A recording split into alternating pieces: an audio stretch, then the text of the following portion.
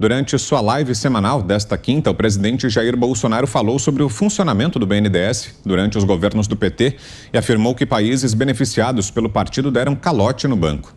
O presidente do BNDES, Gustavo Montezano, afirmou que Cuba deixou charutos como garantia de um empréstimo de 3,6 bilhões junto ao banco. Acompanhe.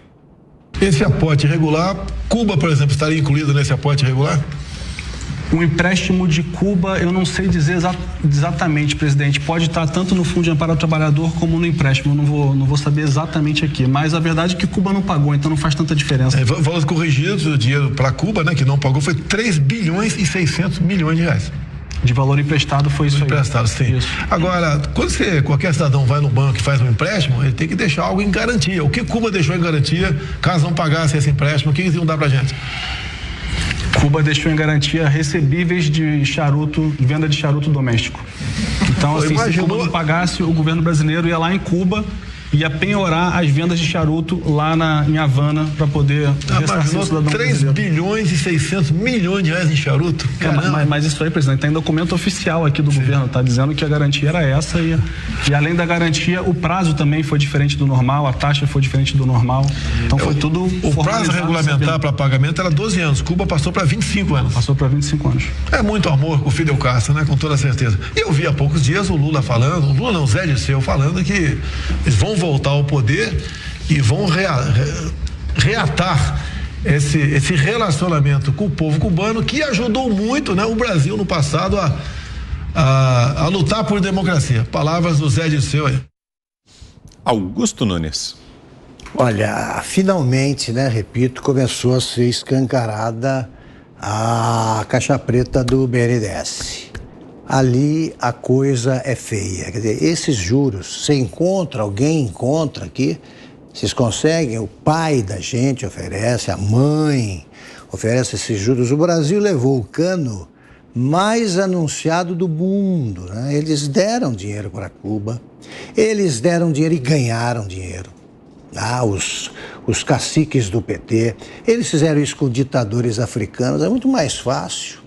Com de tiranetes aqui do continente, porque você negociar com um sujeito que manda num país é mais fácil, né? Porque os ladrões também não gostam de trabalhar, né? Quanto mais fácil, melhor. Fizeram isso e anunciam que pretendem voltar ao local do crime. Isso também me espanta no Brasil. Ainda se é que o Brasil consegue espantar alguém, consegue por aí. Nos livros policiais, o criminoso não volta ao local do crime. No Brasil, o criminoso não sai do local do crime.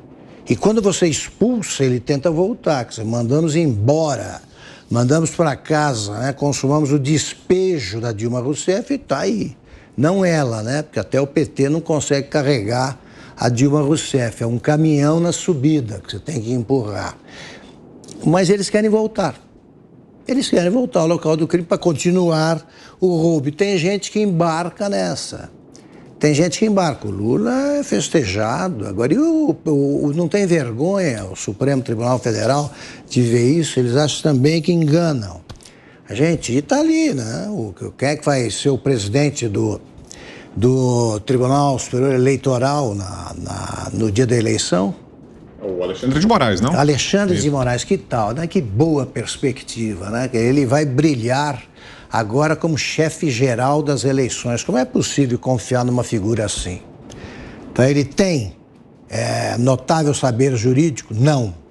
Os livros que ele escreveu não foram escritos por ele. Ele tem ilibada reputação? Está péssima. Basta fazer até essas pesquisas aí que consegue esconder mastodontes, né? Até essas pesquisas vão verificar a impopularidade dele. Então, nesse clima, você pode anunciar que vai reatar com uma ditadura assassina, né, os acordos aí criminosos que fizeram, e a imprensa reage a isso como se eles tivessem anunciado uma visita do Lula ao Vaticano. Diga, Ana. Inacreditável. Inacreditável que dentro desse cenário todo, né, do que nós sabemos agora sobre o BNDES, dessa caixa preta, o presidente Bolsonaro e o presidente Montesano ontem colocaram de uma maneira muito organizada, né, em cima da mesa aí para o brasileiro entender o que aconteceu. E o mais incrível é que, diante de tudo isso que nós já sabemos, tem parte aí, né, da imprensa, o consórcio e até eleitores dando ar de normalidade a uma candidatura de um ladrão, de um corrupto, que fez parte aí, que é o cabeça do partido mais obscuro, obsceno que o Brasil já teve. Ontem eu mandei a minha pergunta para o presidente Montesano, foi sobre o dinheiro que, dentro das investigações, aí, principalmente da delação do Antônio Palocci, os milhões ali que ele disse que foram, os bilhões que foram para essas ditaduras aí companheiras, se alguma coisa foi recuperada. E aí ele disse, né, que no total foram emprestados mais de 10 bilhões de dólares para, né, esses regimes ditatoriais aí, companheiros, e que mais ou menos, né, o calote de um pouco mais de 1,5 bilhão de dólares, que esse calote no BNDES, aí olhem só, que na verdade não é o BNDES que leva o calote, porque o BNDES ele tem seguro, que quem paga isso é o Tesouro Nacional. Ou seja, você aí do outro lado da tela, o Vitor Brown, o Augusto, o Fiuza, o Zé, todos nós vamos pagar esse calote, né? Não tem para onde sair. E se eu contar por aqui hoje que um empréstimo de bilhões de dólares, o que foi dado aí como segurança foi um bando de charutos, essa eu vou esconder hoje. Você, Fiuza, 2 minutos. É isso aí, 8 bilhões de reais de calote para fazer negociatas, evidentemente. Nós vimos o modus operandi qual é. 8 bilhões que equivalem, né, ao orçamento completo do Ministério da Infraestrutura, do ministro Tarcísio.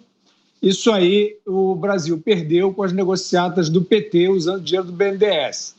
E aí o presidente Montesano, o presidente Gustavo Montesano, respondendo a uma pergunta do Zé Maria Trindade sobre se os diretores, os avalistas, os que assinaram estas operações não deveriam responder no CPF, diplomaticamente, o presidente Montesano disse que não era juiz.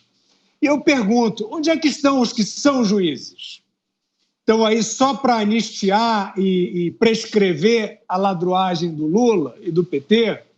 Então a gente quer saber, está fresquinho aí, a quantidade de pegadas das negociatas com Angola e muitos outros, sancionadas pelo BNDES, tem os responsáveis, tem as digitais, tem as pegadas.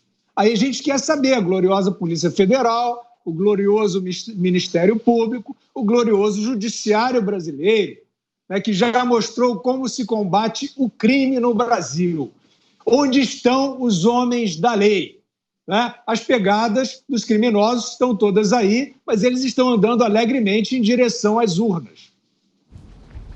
Você, Zé, 2 minutos.